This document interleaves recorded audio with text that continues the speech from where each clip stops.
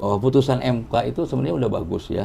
Jadi semua partai-partai yang kecil juga tidak usah besar ya, yang di atas 7,5% aja suaranya bisa ngajuin.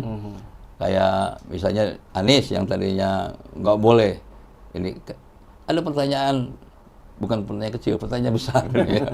Kenapa Anies selalu diganjel sih? Waktu presiden dulu diganjel juga. Sampai dengan pemilunya curang dan sebagainya ya. Kenapa sih Jokowi ini begitu nggak suka? Apa gara-gara reklamasi yang punya Cina itu dihambat? Kan aturannya ada. Baca aja Undang-Undang Dasar 45. Di situ semua kekayaan, baik bumi, tanah, air, itu harus dikelola oleh badan usaha negara dan hasilnya untuk mensejahterakan atau memakmurkan rakyat, bukan pengusaha. Nah sekarang kan terbalik, rakyat disuruh jumbang orang-orang kaya. Ini kelakuan Jokowi tuh. Ya. Nah tapi herannya juga masih banyak pendukung-pendukung Jokowi yang menumpang kaya dari situ tuh. Ya. Termasuk yang para begal ini, begal di DPR. Saya sih berharap katakanlah sekarang usaha begal ini nggak berhasil. Kalaupun berhasil itu dianggap tidak sah oleh rakyat ya. Memang secara hukum tidak sah itu. Tidak sah menurut hukum, ilegal. Kemudian juga secara moral tidak sah juga. Immoral. Jadi dua-dua ilegal. Ilegal itu kan hukum ya. Formal, jadi ilegal dan immoral, dua-duanya. Jadi jangan ngomong pengen disebut yang mulia dong. Udah jadi begal pengen mulia, pengen pula fasilitasnya gaji gede. Dari kita lagi uangnya, dari rakyat lagi. Udahlah kita sama-sama. Kalau kita mau revolusi, DPR dulu diselesaikan lah itu. Jadi ya teringat kita momentum 98 ya ketika mahasiswa turun ke jalan. Ini seolah-olah seperti DPR seperti nantangin rakyat dan mahasiswa. Untuk, kalau lu berani, coba tunjukkan. Saya setuju kalau misalnya DPR dikup ya, misalnya besok nih datang sama rame-rame ke sana, ruang DPR itu di ini, tapi harus ada yang buka nih. Apa yang pintu DPR harus dibuka dong. Sekarang kan banyak polisi, banyak tentara yang menjagain. Mereka mau juga jadi penjaga-penjaga. Kalau dibobol kenapa, Pak? Bobol bisa juga. Ya ada mungkin polisi nembak gitu ya, gampangnya ya, tapi memang perlu korban ini. Perlu korban, ya, berdarah-darah nih. Kalau ada darah keluar, yang punya senjata siapa? Aparat. Kalau polisi sama tentara. Tentara mungkin agak berat untuk nembak rakyat. Kelakuannya aja seperti gitu ya, tapi untuk nembak mungkin agak polisi yang kejam. Ya udah polisi nanti dihukum. Ngapain ada polisi kalau buat nembakin rakyat? Dia juga hidup dari rakyat kok. Digaji sekolahnya. Terus kalau sakit juga semuanya dari rakyat.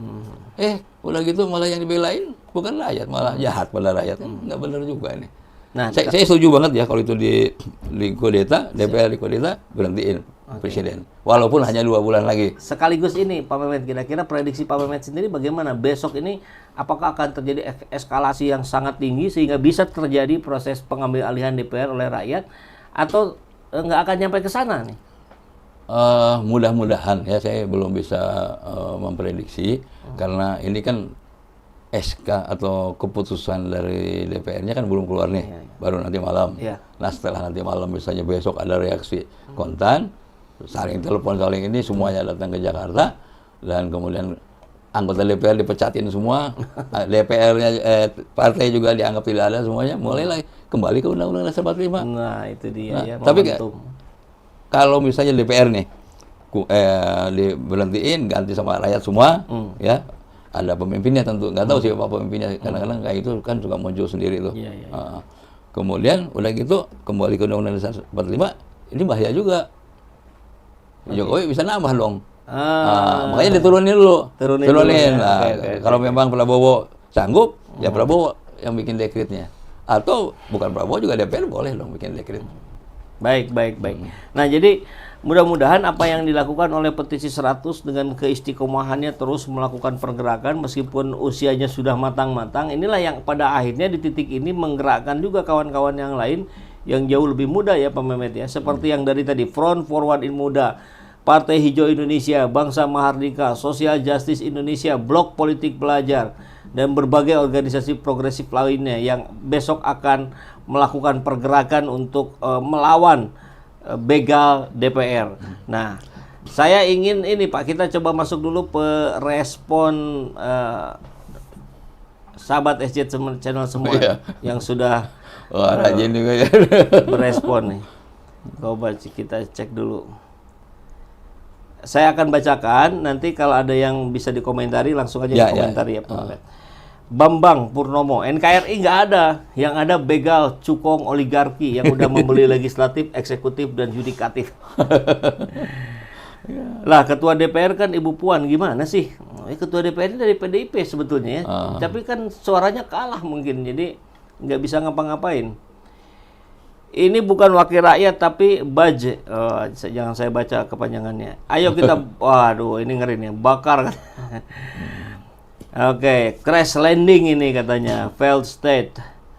DPR kacung, cukong, mereka bekerja untuk kepentingan oligarki, bukan untuk rakyat. Vidasri. Tentara dan polisi sudah bukan milik rakyat, melainkan milik penguasa. Pak Abduh. Setuju, kita revolusi.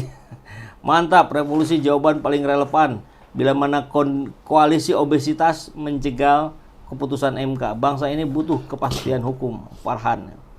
Mari kita bangkit, jangan tidur terus kawan. Orba gaya baru bangkit kembali, saatnya melawan. Wah, rusuh itu yang diharapkan rezim agar terus berkuasa. Ini antisipasi juga ini ya. Revolusi jawabannya, hayo rakyat, kapan kita rapatkan barisan lawan kezoliman ini. Jika DPR bisa intervensi oleh penguasa, maka Puan tak punya taring. Revolusi ini banyak yang meresponnya revolusi ini Pak Mehmet nih. Sepakat dengan Pak Mehmet tuh kata Eko Walujati. RI masuk UGD. 98 harus kembali lagi di 2024. PKS akhirnya masuk tim culas dan kecurangan. Bangladesh jilid 2.